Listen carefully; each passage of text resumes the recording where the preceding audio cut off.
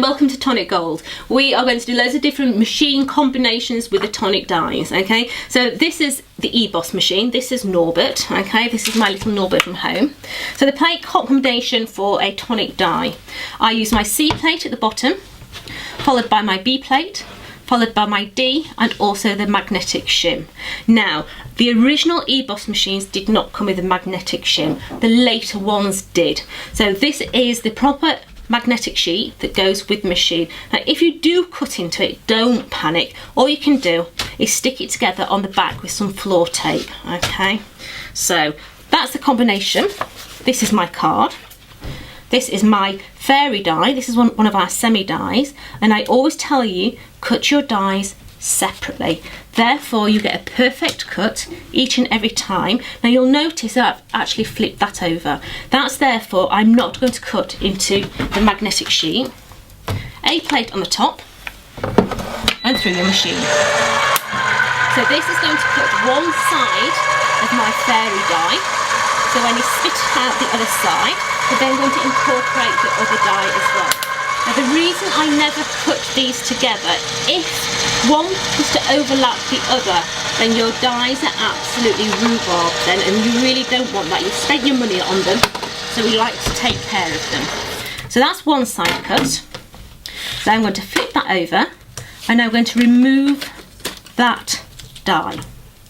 So take my tape off there, and then I'm going to marry up the die with its friend. So this is the other half, taping top and bottom. Take all the rubbish away and place it back down. And we're going to run that side down as well. Now, if you want to take the risk, you can obviously take the risk and put two dies in there together, but that's entirely up to you. So once it spits out, we can then add the detailing. Now don't worry about any of these cracks that you can hear.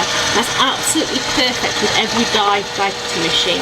You'll get those cracks no matter what. So let's take this away. Take our die out. And that there is going to be the start of the fairy die. So now we can start to add the detailing. Now with the fairies, always start with the one that has the wing. If you don't start with the one that's got the wing, you could get these slightly mismatched, and then your wing is not going to fit where it should. So always start with that wing side, make sure it's lined up, and tape it down.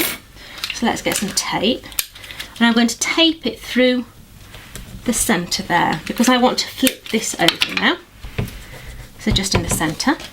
And you'll notice that I'm cutting down the length of the die, not the width, but down the length. And I'm placing it to the top left-hand side there. Plate on the top, then back through your machine. Now with the semis, you can put one side, you can put the other side, you can leave one side whole, adding your sentiments in the middle, you can put your other stamps on there. There's many different ways of using these little fairy dies. So once he's out, we'll have a look at that one.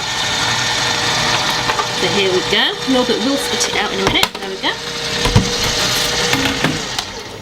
So that there, let's take that off very gently on a skirt. So you've got the little fairy here, so we could stamp on there, we could put our imagery on there, no problem at all. But for the second die, just simply place it in, take your tape, let's reuse something of this, be economical. Place our die back into situ, tape it down, flip it over, back through your machine, and you'll find you get the perfect cut. Remember, with all the semis, cut down the length of the die and not the width. Therefore you get a lot better cut. So once it flips it out, all the way through,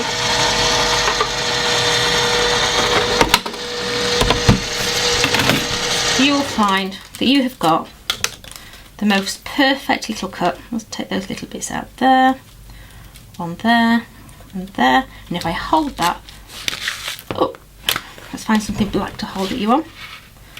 There we go. You've got your perfect little fairy. So remember, length of your die, magnetic shim in there, and you get the perfect cut.